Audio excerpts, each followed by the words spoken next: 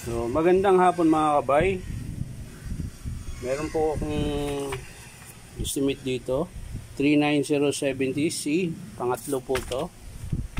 Samahan din po to sa DeWalt kanina na ni-repair ko. Ayan po. Hindi po gumagana. Ayan. Nakasaksak po yan mga kabay. Ayan. Tapos sira din po yung gearbox. Ayan. Tanggal na po yung lock spindle. Ayan. So, bubuksan natin mga kabay kung bakit ay gumana. Tcharan! Yan. Titingnan natin mga kabay. Bakit? Anong dahilan? Ba't ay gumana? Ayan po. Ayan. So, punutin natin.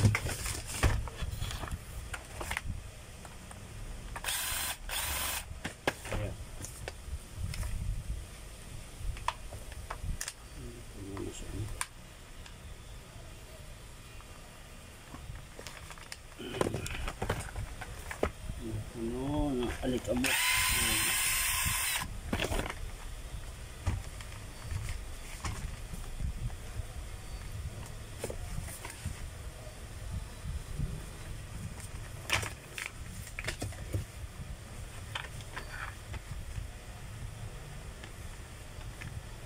Mahaba pa karbon yung mga kabay. Ano yung gumana? Ayun. Tanggal pala yung tornilyo mga kabay. Ayan o.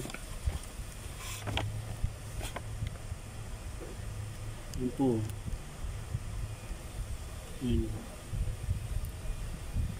Tanggal. Ayan yung kabit.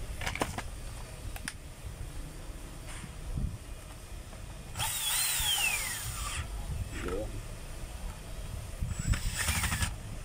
Ayan pala nakatin. Testing natin ulit.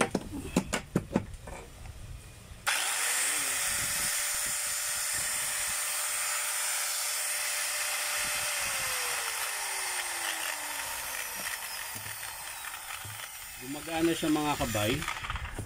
Ito lang yung dahilan kung bakit ayaw gumana. Nakalas po yung screw ng switch. Ayan po, ito. Yan po yung nakalas, yung kinabit ko kanina. Yun nga lang, maingay na rin siya mga kabay. Kaya titignan pa rin natin yung loob.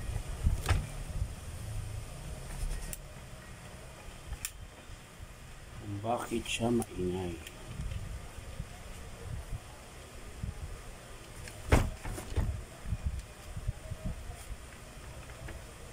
Yan. Sana hindi pudpud yung gear mga kabay.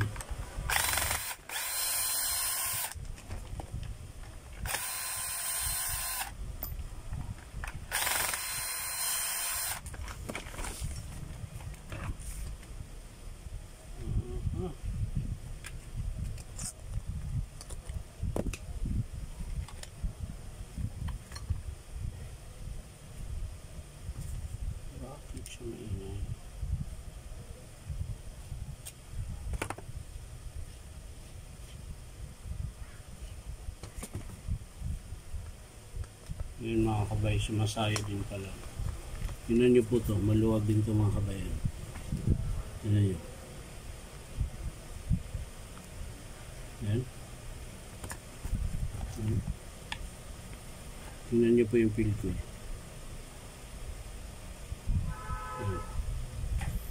Alog din po ito. So sasapinan din yan mga kabay kung sakaling i-approve ng customer. So check natin yung bearing.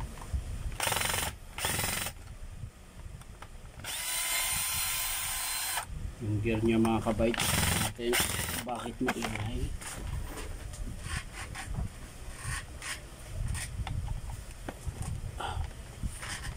Ang tigas ah.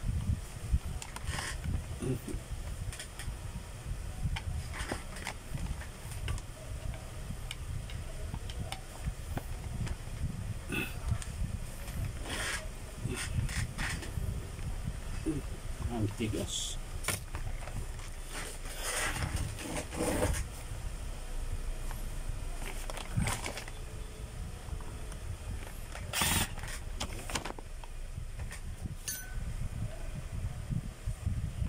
Matigas siya mga kabay.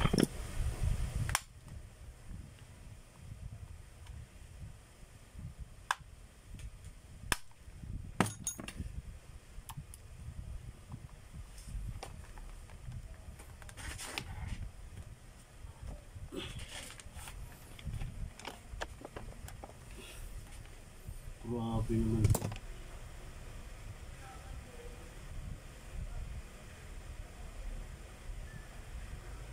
Ayan mga kabay, may tama din pala yung gear niya. Ayan, kung makikita nyo sana makita. Ayan, may tama po yung gear kaya maingay. So papalitan natin mga kabay. Papalit tayo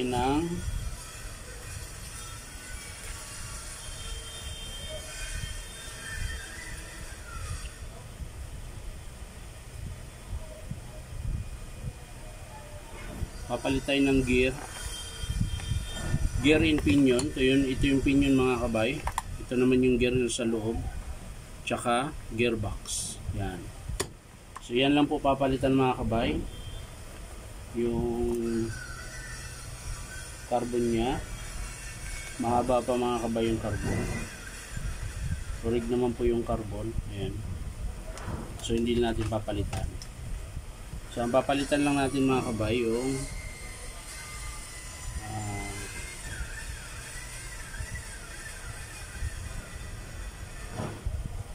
so yan lang mga kabay. So maraming salamat sa panonood mga kabay. Pa-like and share na rin po.